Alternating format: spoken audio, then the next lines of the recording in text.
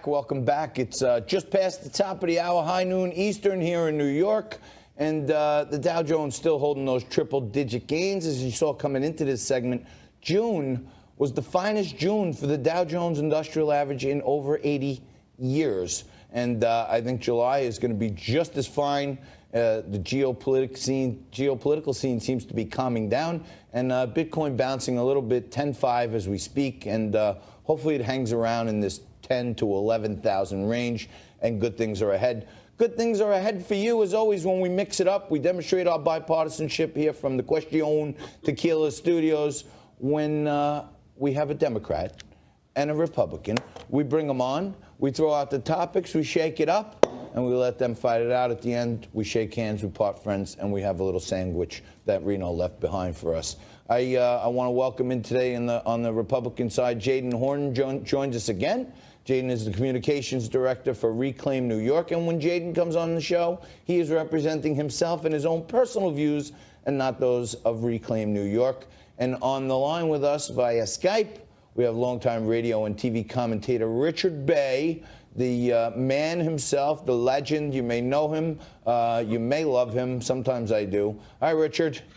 Hi, how are you doing? We're doing all right. Jadan, Richard, I'm sure you guys saw all the news. The president, without any forewarning, decided to tweet at Kim Jong-un, and without any major planning, just strolled right across the border with him. Here's what Trump said at the border.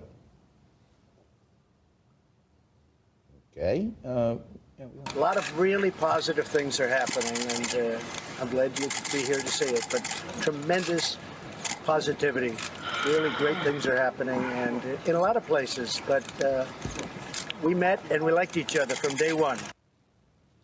All right, Richard, have at it.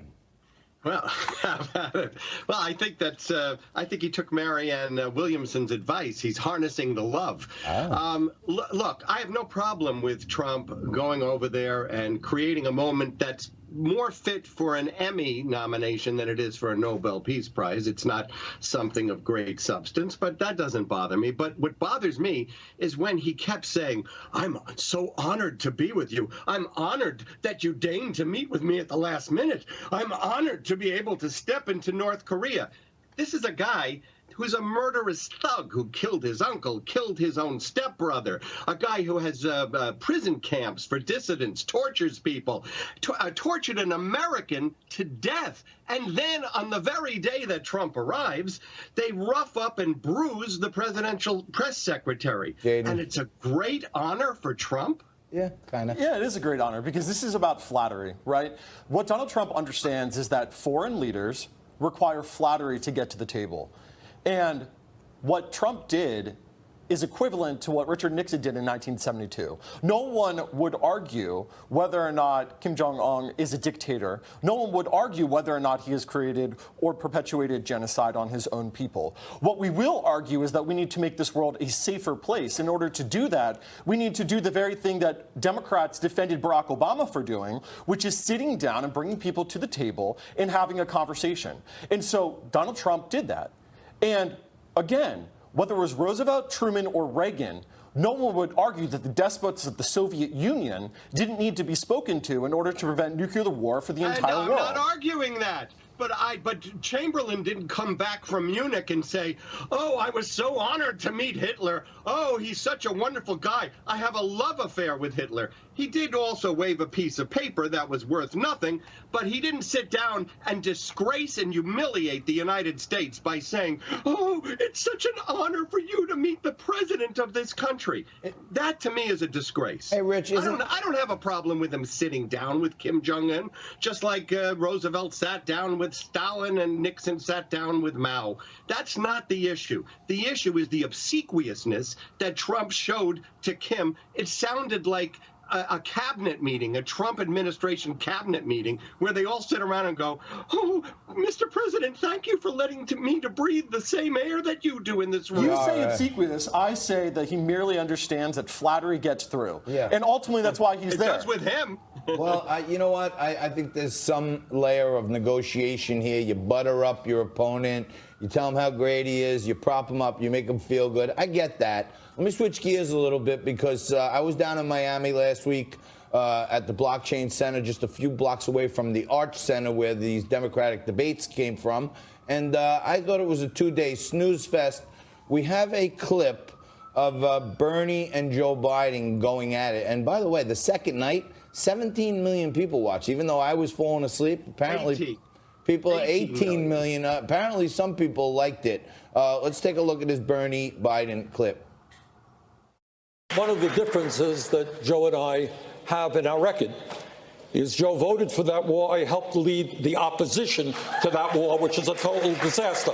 Second of all, I helped lead the effort for the first time to utilize the War Powers Act to get the United States out of the Saudi-led intervention in Yemen, which is the most horrific humanitarian disaster on earth. And thirdly, let me be very clear, I will do everything I can to prevent a war with Iran, which would be far worse than disastrous war with Iraq.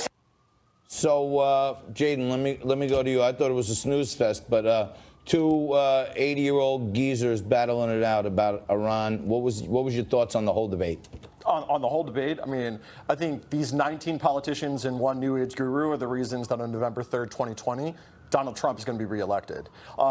It is certainly, as we saw from that exchange, no longer the Democratic Party of Joe Biden, but certainly the Socialist Party of Bernie Sanders. And again, reiterating when it comes to keeping America safe and out of wars, it seems that this president is the only one that has kept his promise for the battles in Iran. I'm glad to see that my Trump-supporting compatriot on the other side has completely forgotten about the men and women dying in Afghanistan. But, that's typical. Just when it comes to propaganda, throw the facts out the window. But, okay, let's return. I think on that stage, there is something for everyone. And I don't I don't support the positions of every person on that stage. I think Warren won the first night, and it was pretty clear Harris won the second.